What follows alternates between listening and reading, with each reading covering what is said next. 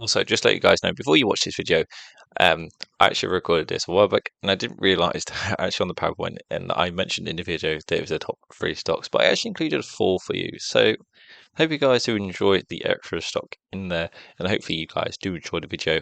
Make sure you leave a like, hit the subscribe button, and I hope you guys do enjoy. Hey guys, welcome back to the channel. Today we're going to be breaking down 3 of the strongest dividend-paying stocks, in my opinion, that are in the world that should be a buy and hold forever. You know, good cash flow, consistency, and decades of shareholder returns. Now, before we begin, remember investing involves risk. Markets rise and fall, and past performance doesn't guarantee future results. And everything here is educational purposes only. Please always conduct your own research. Right, let's dive into the 3 stocks that I have on my list. And the first one up is McDonald's. McDonald's is one of the most recognizable brands on the planet, and the company operates through 3 major segments: US, international operated markets, and international development licensed markets. Now, with roughly 95% of restaurants franchised, McDonald's runs a capital light model that produces predictable and high margin revenue. Now, of course, it's roughly trading around $268.94. Like I say, it's got market cap of 191.08 billion. It's got a dividend yield of 2.78%, and it's been growing its dividend for 49 years running. And the 5-year dividend growth is 7.3%, which is very much good for a dividend paying stock. And it's actually down nearly 12% year to date, so it's actually on a little bit of a discount than it was nearly over a year ago, or even 5 years ago. Now, of course, McDonald's income statement reflects a business built on recurring and contractual revenue. The franchising model means franchisees handle labour, food costs, and utilities, while McDonald's collects rent and royalties. Now, of course, the income statements are quite good to look at, with slow, steady revenue growth, high operating margins due to franchising, strong pricing power, real estate ownership enhances profitability, but also you need to look out for EPS, which is shown by consistent long-term growth, driven by margin expansion, aggressive share buybacks, stable free cash flow, and resilient demand in all economic environments. You want all that stuff growing. You want the income, the revenues, the free cash flow all growing in a dividend-paying stock, because dividends are paid by free cash flow. Now, McDonald's is a dividend aristocrat, so it's increasing its dividend for decades. Well, like you've seen, 49 years, nearly at the 50-year mark.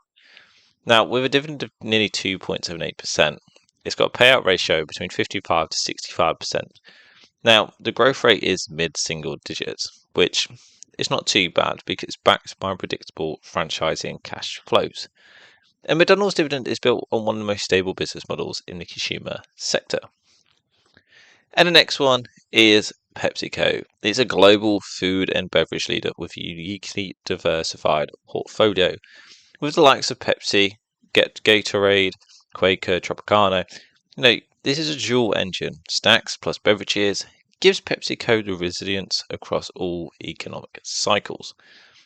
Now, of course, it's trading at roughly $137.38. Now, of course, the market cap's at roughly 187.51 billion. It's got a dividend yield at 4.31%, and been growing its dividend for 54 years, with a 5-year dividend growth at nearly 6.93% per year. Now, of course, PepsiCo income statement is a masterclass in diversification. Snacks deliver high margins, strong pricing power.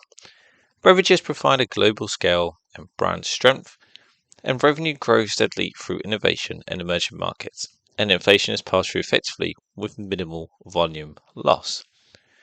Now, of course, the EPS growth is driven by margin expansion in snacks, cost efficiencies, strategic restructuring, and consistent share buybacks.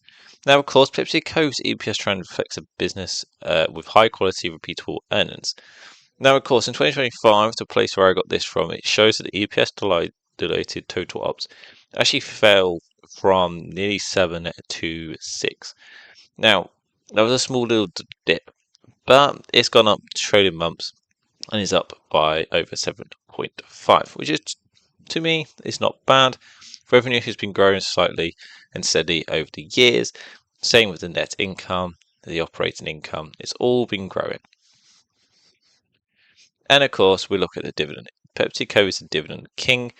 with nearly over 54 consecutive years of increases.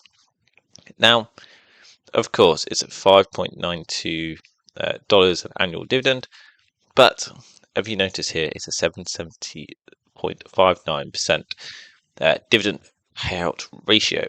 Now, of course, the payout ratio is higher, but PepsiCo's cash flow is extremely stable, and that's probably why this long-term compound dividend machine gets away with this, having a high payout ratio because it knows it's going to have the cash flow in.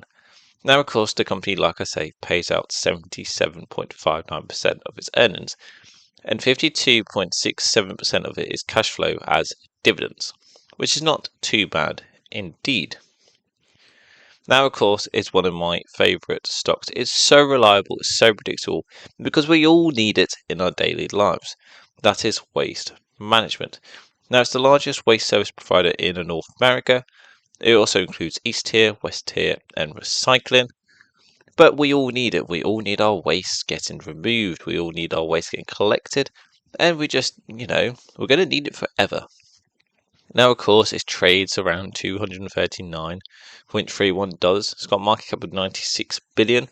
Now, of course, it's been growing its dividend for 22 years at a rate of 8.63%, but it does have a small dividend yield at 1.58%. Now, it has grown 9.10% year to date, which is not too bad, but it's a definition of a boring business that prints money. It's essential services with long-term contracts and high barriers to entry. Now, of course, waste management income statement is one of the most predictable in the S&P 500. Like I say, the revenue is driven by essential waste collection, inflation-linked pricing, recyclable and renewable energy, and route optimization and automation improves earnings. And of course, it also improves the good old margins. Now, of course, EPO grows steadily due to operational efficiency, strategic acquisitions, the share repurchases, but also the high margin landfill operations that we all need in our daily lives. Now, of course, EPS trend has jumped quite a bit, but is steady and extremely reliable. Now, of course, Waste Management has 22 years of dividend growth. Now, the annual dividend is $3.78 with a payout ratio of 54.7%. Now, of course, the yield is modest, but the growth rate and a low payout ratio makes Waste Management a powerful long-term dividend compounder. Like I said, the company currently pays out 54.7% of its earnings and 25.20% of its cash flow as dividends. And the next one is, and we most probably all know this stock by now, it's in your shelves, it's in your fridges, it's also seen in the World Cup. It is Coca-Cola, one of the most iconic brands in human history, operating across the whole world. And as you can see, it's trading at $81. Now, you might think that's quite low for a stock like Coke, but it has had some stock splits across the years and it's a steady compounder. Now, of course, it has a market cap of $350 billion. It's been growing its dividends, of course, once again, of 64 years, which is not too bad indeed. Once again, that's a dividend king, a 2.6 dividend yield of 5% per year. Now, of course, it is up to date of 16.76 on the year.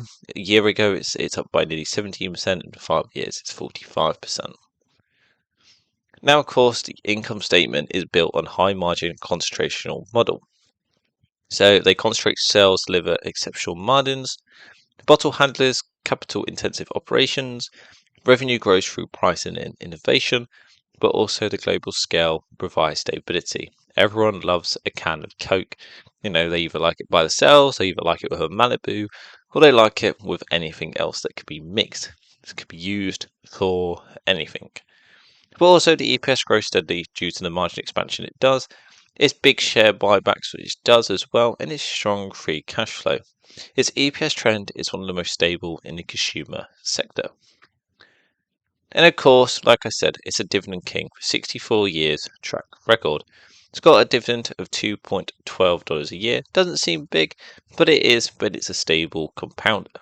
At 2.6%, is very good with a dividend payout ratio of 66.67%. Like I say, they pay out 66% of its earnings, with 65% of it being its cash flow as dividends. But Coca's dividend is built on a global brand dominance, high margin, concentration sales, and buy and hold forever stock. Now, of course, McDonald's, PepsiCo, Waste Management, and Coca-Cola represent the strongest dividend franchises in the world. They combined durable business models, global brand power, consistent earnings growth, and long histories of dividend increases. These companies demonstrate what long-term dividend investing is all about: stability, compounding, and resilience. Hope you guys did enjoy. Leave a like, hit the subscribe button. Let me know if you've got these in your portfolio, and I'll see you on the next one. Goodbye.